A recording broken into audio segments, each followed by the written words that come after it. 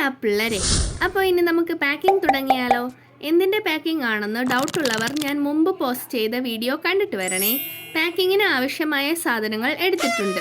ആദ്യം ഡിസ്പ്ലേ കാർഡിൽ ഇങ്ങനൊരു കട്ടിട്ട് കൊടുക്കാം.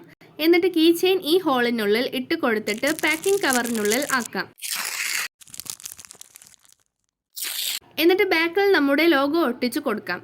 ദാ ഇതുണ്ടല്ലോ, എൻ്റെ ഫേവറേറ്റ് സ്റ്റിക്കറാണ്.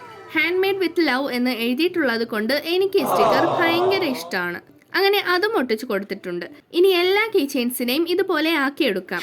ഓരോ കീ ചെയിൻസും ഓരോ ബോക്സിൽ വേണം എന്ന് കസ്റ്റമർ പറഞ്ഞിട്ടുണ്ടായിരുന്നു. അതുകൊണ്ട് 20 ബോക്സ് ഞാൻ സ്വന്തമായിട്ട് അങ്ങ് ഉണ്ടാക്കാമെന്ന് തീരുമാനിച്ചു. അതിനുവേണ്ടി അത്യാവശ്യം കട്ടിയുള്ള ചാർട്ട് എടുത്തു.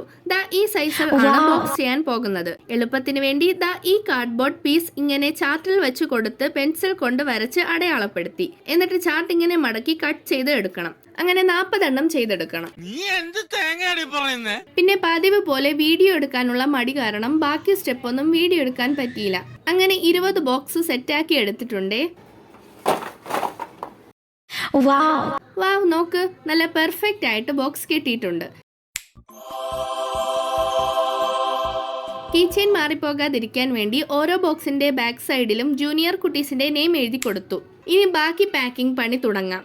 ആദ്യം ഓരോ ബോക്സിലും ഷ്രെഡഡ് ന്യൂസ് പേപ്പർ വെച്ച് കൊടുക്കാം. എന്നിട്ട് എല്ലാവരുടെയും നെയിം നോക്കി കീ ചെയിൻസും വെച്ച് കൊടുക്കാം. എന്നിട്ട് ബോക്സ് ക്ലോസ് ചെയ്തു. ഇനി കുറച്ച് വൈറ്റ് ഷ്രെഡഡ് പേപ്പർ വേണം. എന്തിനാണെന്നല്ലേ?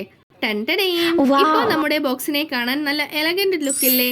ഈ ലുക്ക് ഇഷ്ടമായെങ്കിൽ ഒന്ന് കമന്റ് ചെയ്യണേ. ഇനി ഈ കുട്ടി കുട്ടി ബോക്സ് ഒക്കെ ഒരു വലിയ ബോക്സിൽ ആക്കണം.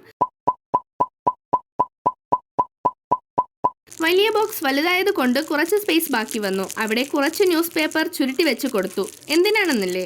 വലിയ ബോക്സ് അനങ്ങുമ്പോൾ ഉള്ളിലുള്ള ചെറിയ ബോക്സ് അനങ്ങാതിരിക്കാൻ വേണ്ടി. എൻ്റെ ബുദ്ധി വിമാനം തന്നെ. അങ്ങനെ വലിയ ബോക്സ് ക്ലോസ് ചെയ്ത് പാക്കിംഗ് കംപ്ലീറ്റ് ആക്കി. ലാസ്റ്റ് പോസ്റ്റ് ചെയ്ത വീഡിയോയിൽ വന്ന കമന്റ് ആണ് പേര് പറയാമോ എന്ന്. അതിനെന്താ, ഹായ് നഹ്മ. അപ്പോൾ ഈ വീഡിയോ ഇഷ്ടമായാൽ ലൈക്ക് ചെയ്യാനും കമന്റ് ചെയ്യാനും കൂട്ടുകാർക്കും വീട്ടുകാർക്കും ഷെയർ ചെയ്യാനും മറക്കല്ലേ. പിന്നെ ഇനിയും ഇതുപോലുള്ള വീഡിയോസിനായി ഫോളോ ആൻഡ് സബ്സ്ക്രൈബ് ചെയ്യണേ. അപ്പോൾ ബൈ.